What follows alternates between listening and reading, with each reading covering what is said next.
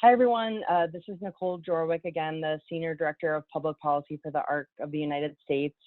Again, I feel like I can't start the update without acknowledging the current state of things. To paraphrase from the statement that the ARC of the United States released last week, we stand in solidarity and will work alongside organizations and individuals who are taking action against the systemic racism that is moving so many people to action around the country.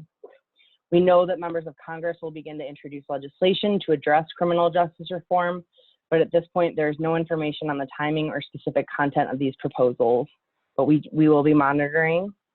And again, the pandemic continues, and some congressional action on that front did occur last week that I want to give a brief update on as we continue to push forward on COVID-19 response for people with disabilities.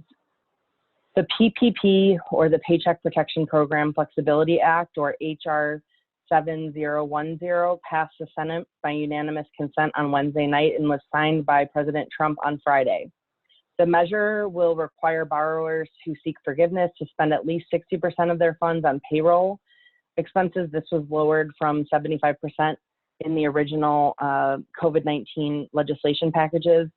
It also extends the loan forgiveness period to include costs beyond the original 8 weeks, to up that to 24 weeks or until December 31st, 2020, whichever comes first. It also maintains forgiveness amounts for companies that document their inability to rehire workers. So we know that the PPP loans have been helpful to service providers in the disability community, and we hope these flexibilities will assist. The ARC and other service provider organizations sent a letter to the Hill in support of this measure and continue to push for additional supports to continue to support the provider community, including larger service providers. What we are hearing from Congress in regards to timing for the fourth legislative package remains unclear. So the PPP Flexibility Act was another small fix or small piece, but we're still waiting on package 4. As a reminder, the House passed the HEROES Act on May 15th, and we still await Senate action. We know that there will be negotiations, and we continue to keep the pressure on the Senate to include the priorities of the community. We will be sending the Senate a letter this week from over 250 state and national organizations highlighting the specific need for the HCBS funding that was included in the HEROES Act. The message needs to continue to be that the COVID-19 legislative packages that have passed so far, while expansive, have all but ignored and continue to ignore the needs of the disability and aging communities. The next package must include dedicated funding for home and community-based services, Medicaid home and community-based services, or HCBS. These funds continue to be necessary to support the workforce that provides critical services to people with disabilities, the service providers that employ the workforce, and most importantly, people who rely on those services to live safely in their homes and communities. The home and community-based service system has already been overburdened during the pandemic, especially state Medicaid programs.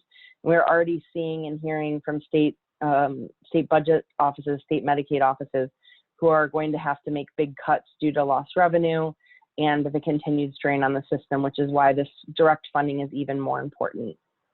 We continue to advocate for a broad definition of caregiver for all paid leave and paid sick provisions, economic stimulus payments without barriers for people with disabilities, and access to personal protective equipment, or PPE, for the vital DSP workforce. Just about a week and a half ago, the Center for Disease Control, or CDC, released guidance that said that this workforce could be safe using cloth masks, and we know that because of the important work and the very personal tasks that sometimes direct support professionals are helping individuals with, we need them to have access to the personal protective equipment that we need. It's very important that all advocates continue to reach out to your senators as we continue to push forward. We're hoping for action before the 4th of July. Unfortunately, though, we're hearing that it most likely will be later in July, but the push needs to be strong.